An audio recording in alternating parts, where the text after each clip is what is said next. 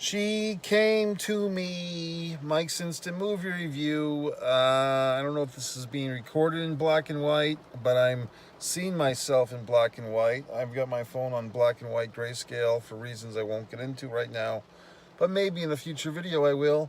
So I saw this movie tonight, very interesting. She came to me. Why did I go see it? Well, the time was right, the timing of the film. Also, I could tell that this movie is probably not going to be in theaters very long.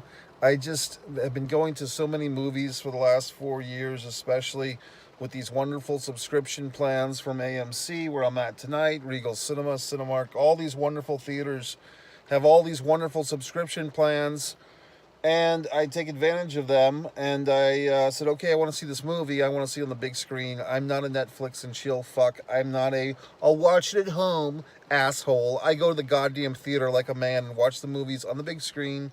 So let me discuss it. What did I think? Very good goddamn movie. Okay.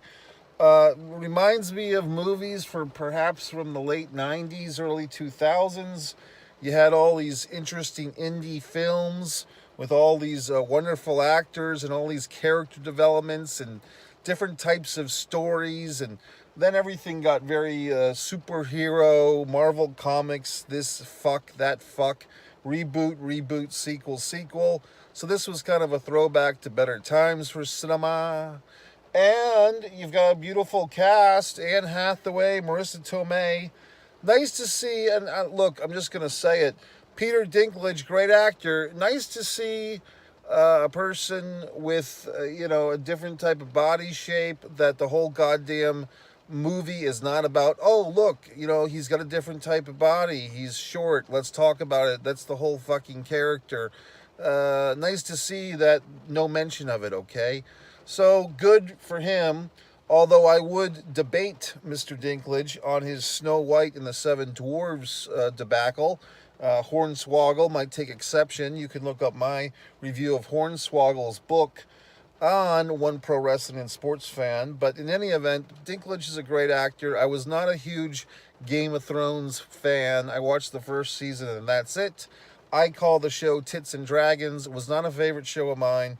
But I know that Peter Dinklage was on the show, so a lot of you people didn't have the Peter Dinklage shock factor like I did, because I remember him in the wonderful film, the Station Agent.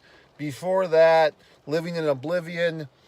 Was he in Elf? Was he in that one with Whistledick, with Will Ferrell? And who looks good in that fucking movie is the love interest, the whatever the fuck. The new girl, the not Katy Perry, but the other one. That you ever watch that thing, the quirky girl, Saturday Night Live, the parody of her, of that actress, whatever her name is. In any event, that's very funny. All is good. I like the movie. Marissa Tomei, I mean, can you imagine spoiler, giving up your wife, Anne Hathaway, for your mistress, Marissa Tomei? What a choice. What a lucky man that Peter Dinklage in the film. Uh, Young love, very interesting topic. We're taking on the topic in this film of statutory rape, in a sense. Yet, as this film illustrates, things are sometimes more complicated. The young man is 18 years old. The young lady is 16 years old. They have a romance. The evil stepfather or the evil adopted father is opposed because he might be a racist. And so off we go onto the boat to find marriage in Delaware. Very interesting stuff, folks. Some of my screenplays, I used to do this thing in the screenplays that I would write 10 years ago, where I would have to have a fucking scene in a Waffle House in Delaware. I did that with two of my wonderful scripts, Bad Girls with Good Tattoos, and also God is My Best Friend. Both have wonderful scenes in a Waffle House in Delaware. But yeah, so Delaware, the home for sexual freedom, the home for libations and marriage to fucking underage women and all types of things, according to this film. So I guess you'd have to see it. If you haven't seen it, I would recommend this movie. Now here I'll go again on my own, going down that twisted road or whatever the fuck, like Tawny Katane on the goddamn car. I would say that this movie doesn't necessarily have to be broadcast on a big screen to be enjoyable. You could watch it in the comfort of your own home, because it's not like there's a bunch of gunfights or any shit like that. It's character development, it's story.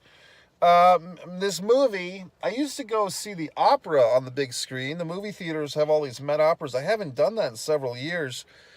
And several times I could have done it, but I just didn't want to invest the 4 hours. But this movie kind of like sideways made you want to drink a glass of port or a glass of wine or whatever the fuck, Sauvignon. This movie makes you want to go see an opera, for Christ's sakes. So I might have to go do that. Okay. So basically, I enjoyed the film. I mean, Anne Hathaway, one of my favorite actresses. I don't understand how she got this trickle down effect. All the commoners, like you, are always saying what a bitch she is and she's hard to work with and all this goddamn shit. Well, I don't see it. I just see a wonderful actress, Anne Hathaway, one of my personal faves, okay? Marissa Tomei, been around forever, a different world from where you come from. That sitcom was originally supposed to be about her white character in the all-black college, but they changed it because Lisa Bonet was so popular at the time, and then she got pregnato, and she got written out of her own show. So a little bit of pop culture history I thought I'd inject into my own spiel. What else about this goddamned movie? I'm trying to remember all the wonderful people that are in it, all the wonderful actors. You got boats, you got operas, you got Peter Dinklage, you got Anne Hathaway. Christ, spoiler, becoming a goddamn nun. I think that might be my only fucking fault with this film.